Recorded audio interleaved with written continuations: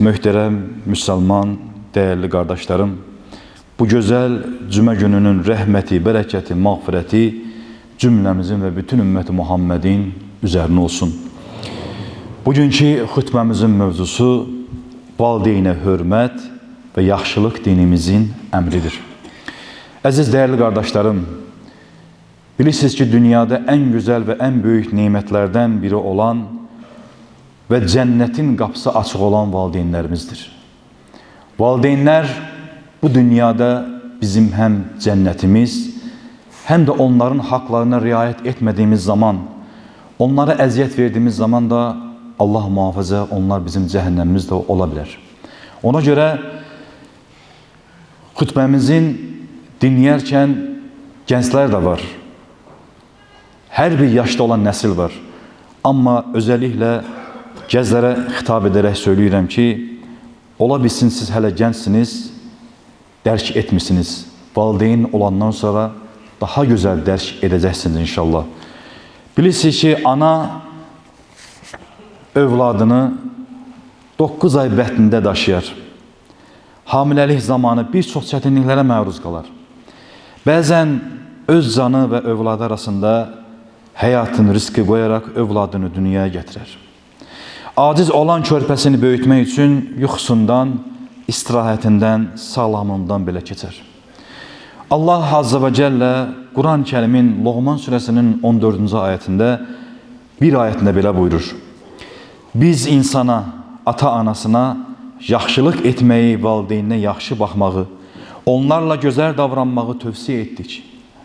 Anası ona bətnində çox zəif bir halda daşımışdır. Uşağın sütdən kəsilməsi isə 2 il ərzində olur. Biz insana buyurduq, mənə və ata-anana şükür et. Axır dönüş mənədir. Əziz dəyərli qardaşlarım, ata isə ailə və övladının ehtiyaclarını ödəmək üçün gecə gündüz bezmədən çalışar, övladının bir yeri ağrıyarsa ondan daha çox narahat olar. Atalar uşaqlarının rahatlığını və öz rahatlığından da daha çox üstün tutarlar. Ata ve ananın ve fedakarlıkları karşısında bəs övlad görəsən hansı şekilde davransa hem Allah'ın hem de valideynlərinin razılığını kazanır ve onların xeyir dualarını kazanarlar. Birinci olarak unutmayın, hörmət əlaməti olarak onlara itaat etməliyik. Övladın ana ataya karşı en önemli vazifesi onlara itaat etmesidir. Allah Azze ve Celle Enkebut suresinin 8. ayetinde belə buyurur. Biz insana, ata-anasına yaxşılıq etmeyi, onlarla güzel davranmağı tövsiyə etdik. Ey insan! Eğer valideynlerin bilmediğin bir şeyi mənə şərik qoşmağına cəhd gösterərlərsə, o zaman onlara itaat etme. Aziz değerli kardeşlerim, zikr edilen ayədə başa düşüldüğü kimi ata-anaların istək və arzularına qarşı çıxmamaq Allah'ın əmridir. Ancak valideynlər övladlarından Allah'a şərik gəlməsini, yani şərik qoşmasını, onu inkar etməsini, fərz qıldığı bir şey etməməsini, haram qıldığı şeyləri etməsini əmr edərsə, onların bu istəkləri yerinə yetirilməz. Tabii ki onlara karşı da çobut olmak, inceleyecek sözler demek de olmaz. Unutmayın ki Allah'a üsyan olan təqdirdə valideynlər olsa belə insanlara itaat edilmez. İkinci olarak valideynlərə mülayim davranmaq. Bu haqda da Allah Azze ve Celle İsra suresinin 23. ayetinde belə buyurur. Rəbbin yalnız ona ibadet etmeyi ve valideynlərə yaxşılıq etmeyi, onlara yaxşı bakıp güzel davranmağı buyurmuştur. Eğer onların biri veya her ikisi senin yanında yaşayıp qocalığın en düşkün çağına yeterse onlara uf belə deme. Üstlerine qışqırıb acı söz söyleme. Onlarla hoş danış. Üçüncü olarak hörmət əlaməti olarak onların maddi ehtiyaclarını ödemək. Yaşlanıp öz ehtiyaclarını təmin edə bilmədikdə valideynlərin bütün ehtiyaclarını təmin etmək övladların borcudur. Uca Allah Azza ve Celle Kur'an-ı Kerim'in Bəqərə surəsinin 215-ci ayətində belə buyurur: Ya Resulüm, səndən Allah yolunda nə verəcəkləri haqqında soruşsalar belə de. Malınızdan verəcəyiniz şey ata-anaya, yoxsul qohumlara, yetimlərə, miskinlərə və pulu qurtaran misafirə, yəni yolculara məxsusdur. Şübhəsiz ki, Allah etdiyiniz xeyirli işləri biləndir. Dördüncü xüsus isə onların razılıqlarını qazanmaqdır və dualarını almaqdır. Abdullah ibn Amr radiyallahu nəql edir. Bir adam Peyğəmbərimiz sallallahu aleyhi və səlləmin yanına gələrək cihada getmək üçün icazə istədi. Peyğəmbərimiz sallallahu aleyhi və səlləm də ona valideynlərin sağdırmı deyə sual etdi. O adam bəli ya Resulullah deyincə Peyğəmbərimiz sallallahu aleyhi və səlləm o halda sən öncə onların razılığını almağa çalış deyərək ona bu vəzifəsini hatırlatdı. Başqa bir hədis şərifdə isə Allah Resulü sallallahu aleyhi və səlləm belə buyurur: Allahın razılığı ana və atanın razılığındadır. Allahın qəzəbi də ana atanın qəzəblənməsindədir. Beşinci olaraq, hörmət əlaməti olaraq öldüklərində xeyirlə xatırlamaq, onlara dua etməkdir. Valideyn neməti o qədər dəyərlidir ki, öldükdən sonra da onlara qarşı olan vəzifələrimiz bitməz. Valideynlərimizi xeyirlə yad etmək, bağışlanmaları üçün dua etməyimiz lazımdır. Əshabdan biri ölümlərindən sonra valideynlərim üçün edə biləcəyim bir yaxşılıq varmı deyə Peyğəmbər Əfəndimiz sallallahu aleyhi və səlləmə soruşur. Allahın elçisi sallallahu aleyhi və səlləm belə buyurur: Bəli, onlara xeyirlə dua etmək və Allahdan bağışlanmalarını diləməkdir. Varsa vəsiyyətini yerinə yetirmək, dostları ilə münasibətləri davam etdirmək, qohumları ilə əlaqəni kəsməməkdir. Ölümlərindən sonra ediləcək duanın valideynlər üçün faydasını Peyğəmbərimiz sallallahu aleyhi və səlləm belə ifadə etmişdir. İnsan ölüncə əməl dəftəri bağlanar. Ancaq bu üç şəxs xaricində davam edər. Sədəqə-i cariyə, davam edən sədəqə, Allahı xatırladan və insanların faydalanacağı bir elm və arxada buraxdığı xeyirlə dua edən bir salih və salihə övladlardır.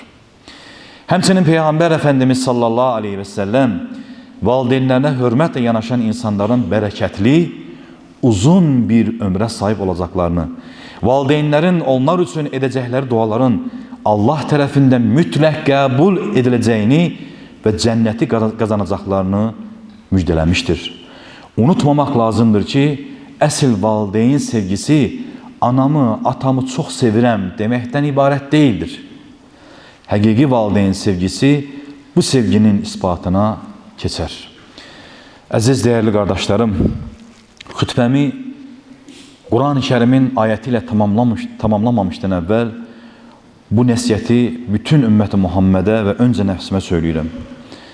Əziz dəyərli qardaşlarım, həqiqətən də elə bir ana, elə bir dövrə gəldik ki, artıq insanlar valideynlərini özlərinə cənnət bilməkdənsə və özəlliklə səni uşaq ikən sənin qayğına qalan, sənin nazınla oynayan, sənin bir sözünü iki eləməyən, əzab, əziyyətlə böyüdən valideynlər nəhayət elə bir ana gəlirlər ki, övlad onu evdən çıxardır. Və hətta dəfələrdən buna rast gəldik ki, valideynlər övladları tərəfindən evdən atılmış.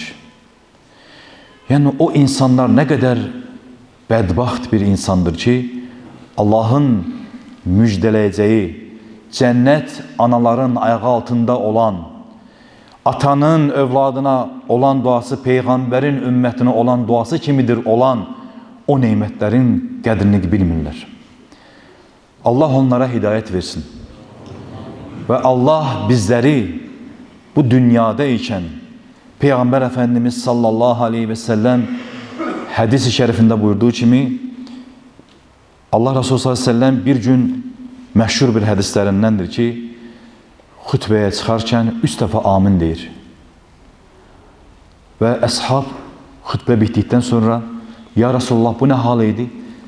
Hər zamanki kimi bu şəkildə bir amin söyləmədin dediği zaman bəli siz görmədiniz mən minbərə çıxarkən Cəbrail aleyhissalam gəldi. O mənə söylədi ki dünyadayken biri veya ikisi yanında qocalar ve ana atasına hizmet etmeyen ve onların halallığını almadan bu dünyadan kösen yazıklar olsun, burnu yerden sürüsün. İkinci pilləkəndə ve ben de amin dedim. Benim adım zikir olduğu zaman Muhammed sallallahu aleyhi ve sellem demeyenin burnu yerden sürülsün, yazıklar olsun. Ve üçüncü olan mübarek aylara, günlere, saatlara, dəqiqələrə az qalan Ramazan ayı. Ramazan ayı gəlib də, Ramazan ayından günahları bağışlanmadan çıxanların burnu yerdən sürülsün, yazıklar olsun. Allah cümləmizə anası atası sağ olan bütün kardeşlerimizin dünyadayken onların cenneti olmağı nasip eylesin. Ölenlere de Allah rahmet eylesin. Allah cümlemizi bu dünyadayken geç olmadan ayrılan kullarından eylesin. Ve az önce söylediğim gibi bir Kur'an-ı Kerim'in dua ayetiyle bitiririm. Bismillahirrahmanirrahim. Rabbena gfir lana وَلِوَالِد۪ينَ وَلِلْمُؤْمِن۪ينَ يَوْمَ يَقُومُ الْحِسَابِ. Ey Rabbimiz, insanların hesaba çekileceği kıyamet gününde bizi, valideynlerimizi ve bütün müminleri bağışla. Amin.